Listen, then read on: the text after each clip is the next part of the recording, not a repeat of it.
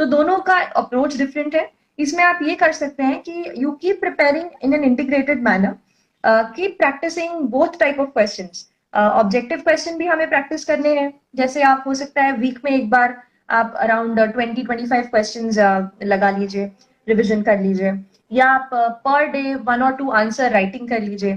तो this way you will be practising both for prelims and for mains. And when it comes, generally the exam is in the month of May, prelims जो रहता है UPSC का। So what you can do is till March you can study for integrated manner, and फिर March April 2 and 3 months जो last के होते हैं वो आप डेडिकेटेडली प्रीलिम्स को दे सकते हैं।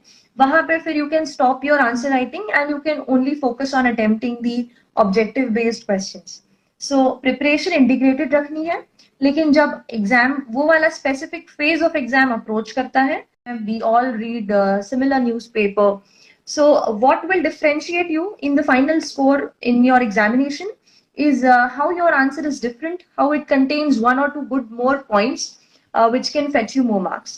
So ये जो particular chapters हैं book के, this I think will be extremely helpful to anybody who is preparing for this examination.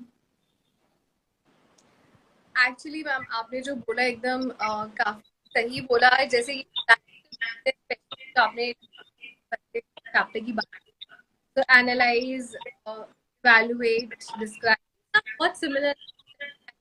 It is very important for us to know the difference between various words and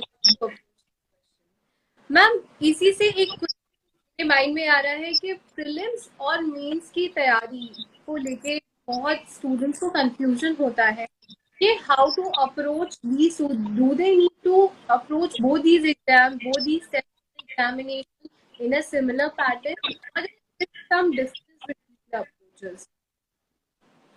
Yes, this is a common question and I think every aspirant thinks कि क्या पढ़ूं मैं अभी, क्या मैं prelims पढ़ूं या mains पढ़ूं.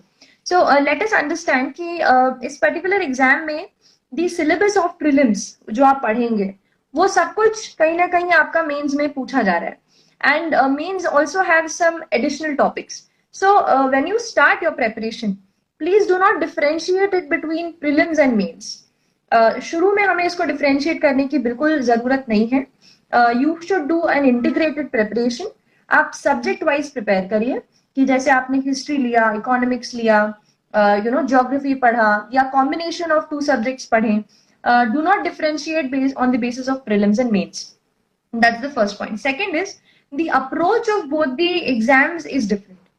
प्रीलिम्स में आपके पास सामने आंसर दिख रहा है, you are given 4 options, you just have to find out the correct one, and there are 100 questions and they go from current affairs to core polity, core economy, technology. Nowadays science and tech बहुत ज़्यादा कहीं से पूछा जा रहा है. तो you will find the approach of preparing for prelims and mains जो कि completely जो है theoretical है. You have to attempt 9 papers in a span of 5 days. सो वो उसके प्रिपरेशन अल्टीमेटली कहीं ना कहीं जो है आंसर राइटिंग से होगी. तो दोनों का अप्रोच डिफरेंट है. इसमें आप ये कर सकते हैं कि you keep preparing in an integrated manner, keep practising both type of questions. Objective question भी हमें प्रैक्टिस करने हैं, जैसे आप हो सकता है वीक में एक बार आप अराउंड 20-25 क्वेश्चंस लगा लीजिए, रिविजन कर लीजिए, या आप per day 1 or 2 answer writing कर लीजिए. So this way you will be practicing both for prelims and for mains. And when it comes, generally the exam is in the month of May. Prelims जो रहता है UPSC का. So what you can do is till March you can study for integrated manner, and फिर March April 2 and 3 months जो last के होते हैं वो आप डेडिकेटेडली प्रीलिम्स को दे सकते हैं. वहां पे फिर you can stop your answer writing and you can only focus on attempting the objective based questions. So preparation integrated रखनी है, लेकिन जब एग्जाम वो वाला specific phase of exam approach करता है तो फिर हमें डेडिकेटेडली उसके लिए प्रिपेयर करना है.